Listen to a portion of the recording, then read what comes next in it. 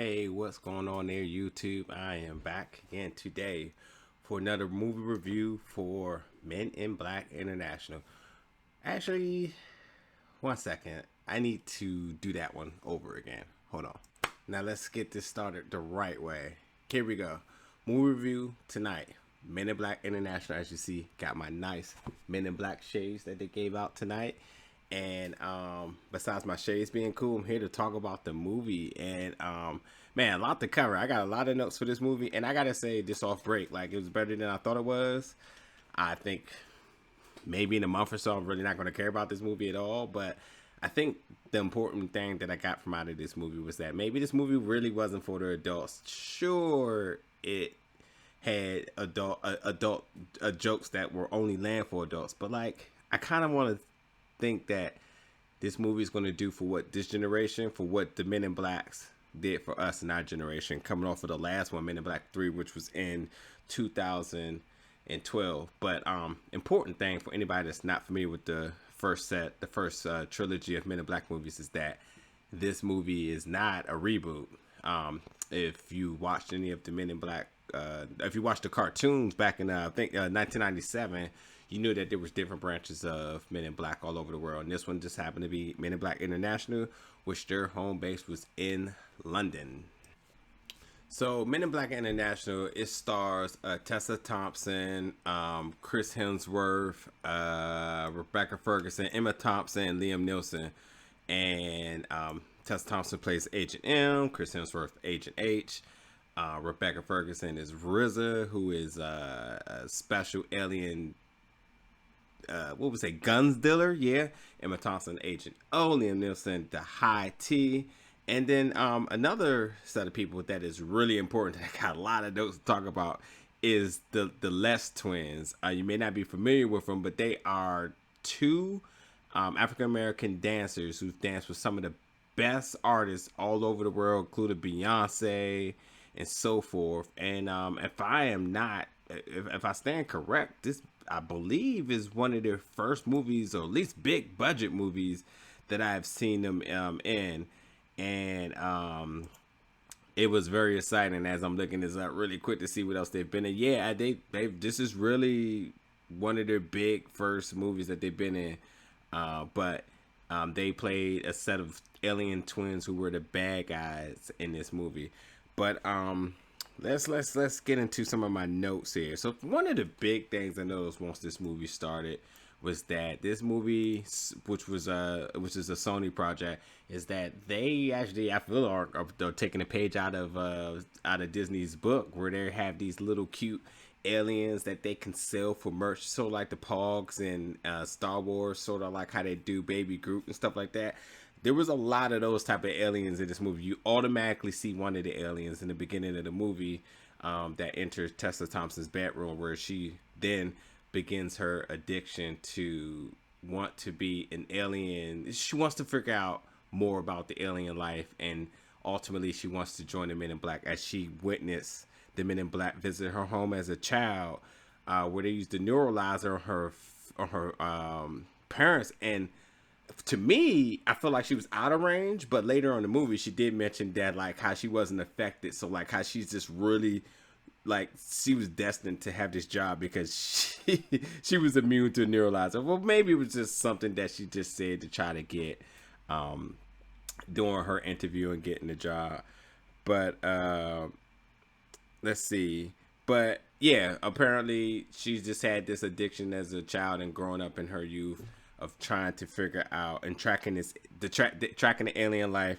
And, you know, like, if you watch any of the old Men in Black, you know, all of the junk tabloid magazines that no one really reads at the grocery store, those are actually, like, fictional for this life. Like, people read those because there's actual knowledge in it. And one of them was being Jimmy, an alien who was once on Earth that left and have returned. And so it's been Tessa Thompson's character, Molly, who's just been overly obsessed with trying to see the return of Jimmy, and that just leads her on her journey to want to become part of the Men in Black.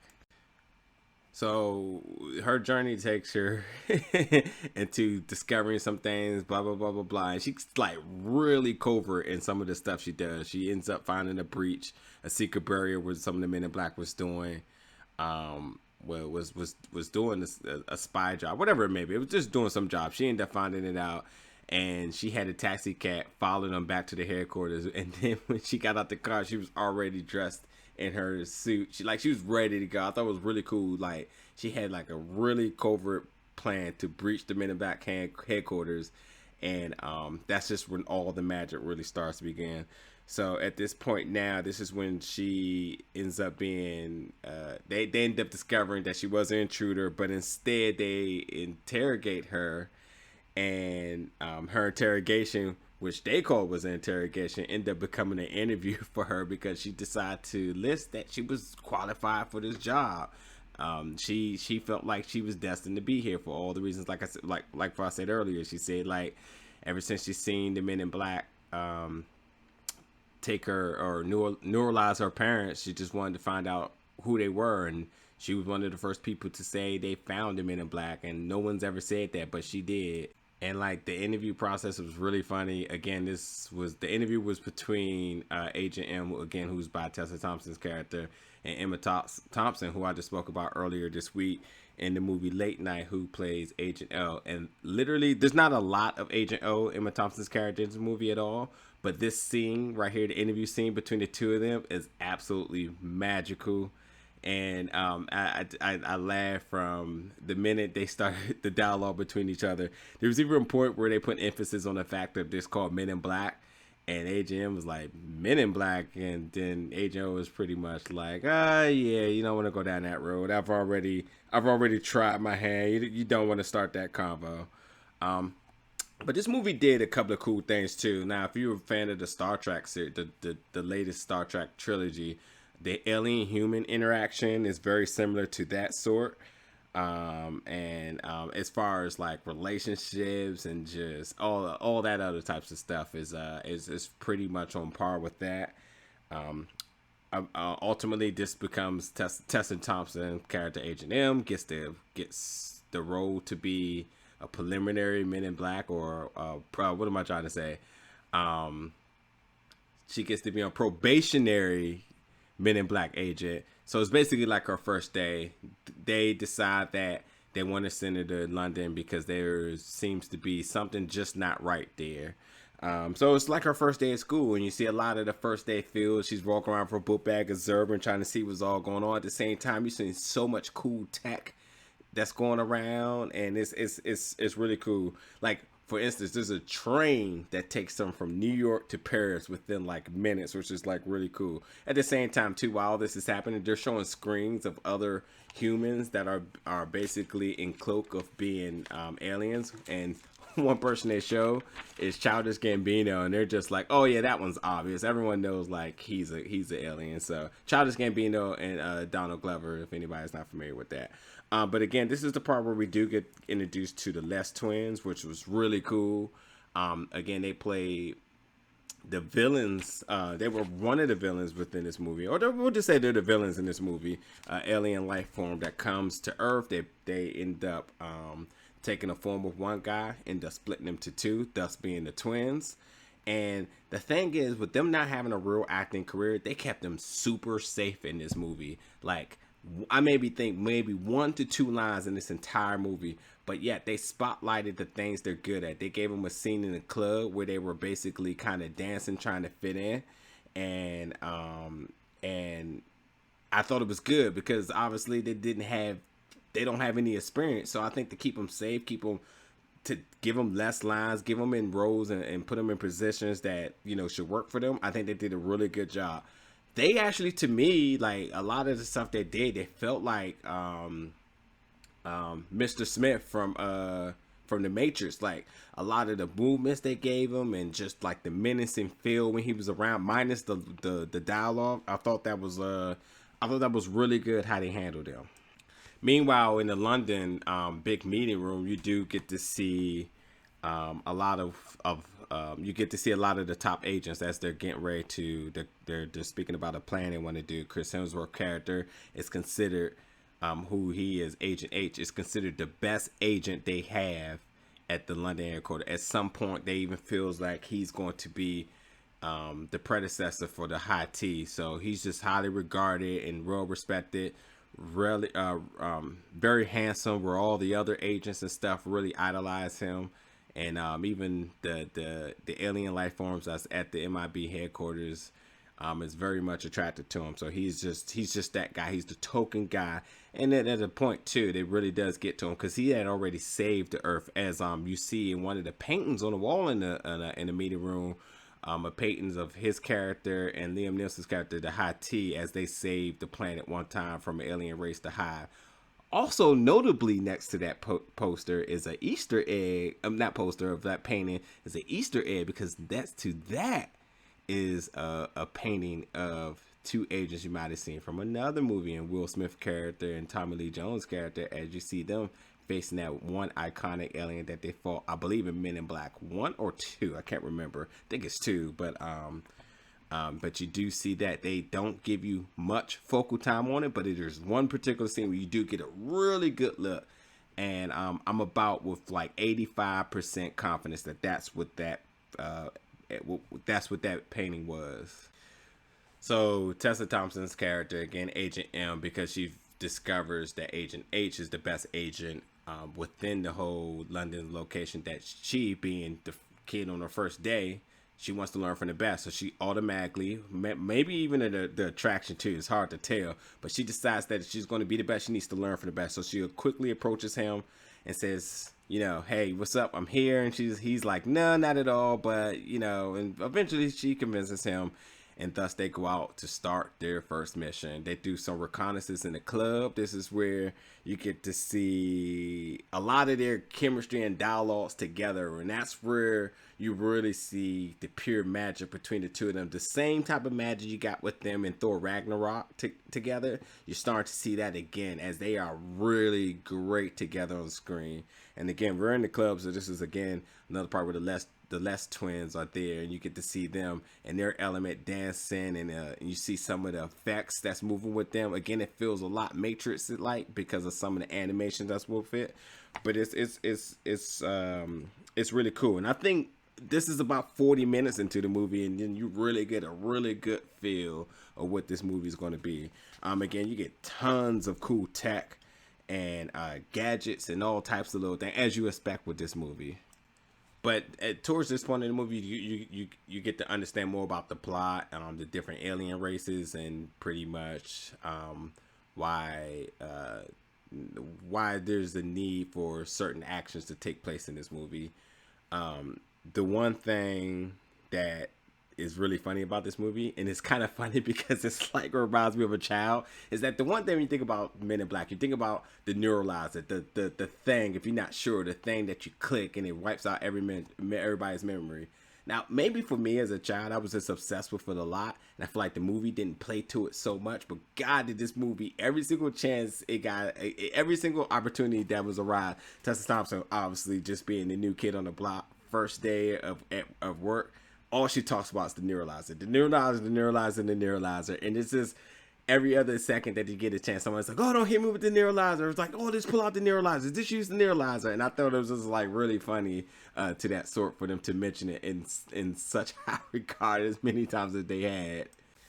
But again, Agent M and Agent H's chemistry, Chris Hemsworth and Tessa Thompson on screen, it's absolutely fun. The dialogue together is just so great, so funny. And even Chris Hemsworth, who is considered the best agent within the group, he's actually at the same time kind of reckless and kind of arrogant. And with Tessa Thompson being hungry, ambitious, and really astute to the game, you just really see how those two mesh together to really set forth in a path to accomplishing the mission that is put in hand. And it's fun. It is really fun. I really do think it is. There's this one scene that is absolutely bananas funny. Thor is in a fight. Thor gets his ass kicked half this movie, by the way. I'm saying Thor. Chris Hemsworth gets his ass kicked like half this movie. But the reason I bring up Thor is because this is one scene where he's on the ground. He reaches for the hammer. It is like Thorish. And then he yells at him. It's like, he holds the hammer. He's like, yes, mine had the tables have turned. He throws the hammer at the bad guy, and the guy catches it, and it's so reminiscent of Thor. It is absolutely funny. Everybody just bust out laughing. It was so cool to see them go that way, and doing such. But towards the end of the movie, it's really good because of the fact of the matter is that in the beginning of the movie, like I said, with Agent O, who's Emma Thompson's character, how they brought the fact of saying, why Men in Black, and it's like, oh, we already had that conversation. Where at towards the end of the movie, Agent H, we're one of the most well respected agents in the crew, says this is the men and women in black, and looks back at Tessa Thompson, gives a thumbs up because she's earned her keeps, and it's just a step forward to bigger things in the future. You know what I mean? Possibly. You know what I mean? I just think it was just like it was a respect moment that didn't feel forced and like, we have to do this. It just felt really cool in the sense of how they did that. But one big thing about this movie is that I feel like the soundtrack is really reminiscent of the old ones. They tried to mix it up a little bit, but pretty much on par for how the old ones, at least for me, it felt right on par for how the old ones felt. And I was cool with that. They kept it cool.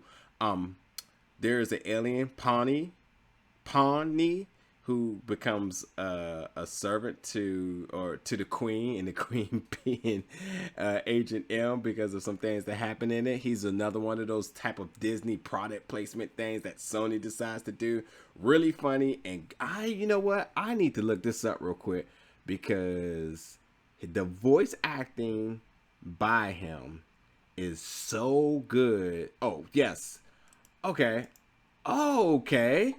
Kumail from Stuber is the voice actor for this. Oh my goodness, I didn't know that. I did not know that. Really, really good. From Big Sick and Central Intelligence, if you have no idea who I'm talking about, and obviously the new movie Stuber that's coming out. Kumail voice actors this little character called Pawnee. Absolutely is great in this movie. Again, I felt like it was one of those characters that they injected because, like, hey, products, merch, kids gonna buy this stuff. Like Disney typically always does. Sony, I feel like, pulled the page out of the book, and he was great. Very, very funny. I love this character. The voice acting was stellar all the way. But towards the end of this movie, man, there's no after the credits, but there's one thing I will say is that I feel like they are definitely setting up possibly for opportunities. If maybe this may go further, depending on maybe what this movie does, is opportunity for this movie to go and maybe become full circle, because towards the end of the movie, Chris Hemsworth, who's been very adamant about wanting to take some time away from movies and spend more time with his family, I think they do a good service to that, considering that his character is available if they need it. But Tessa Thompson character is looking like it's going to be the main focal point as of right now, and possibly because they're going their other ways, that maybe we could see some reunion with some other well-known agents that we know. Who knows? Will Smith, who knows what we can do, but that seems to be on the board. But overall, I thought this movie was fun, better than I thought it was going to be. Again, I don't think it's going to resonate long for people. I think kids are going to love it. I think this is going to be this generation's Men in Black as it was for our generation's Men in Black, which means these kids are going to love this for years to come. But maybe for us adults, like, it wasn't all that to me. It's just okay. It was fun. So, with that being said, I hope you guys check it out, and for sure, let me know what you think. Hit that subscribe button and tune in for many more movie reviews as we get down the line. This summer is getting hot with good movies to come. Stay tuned.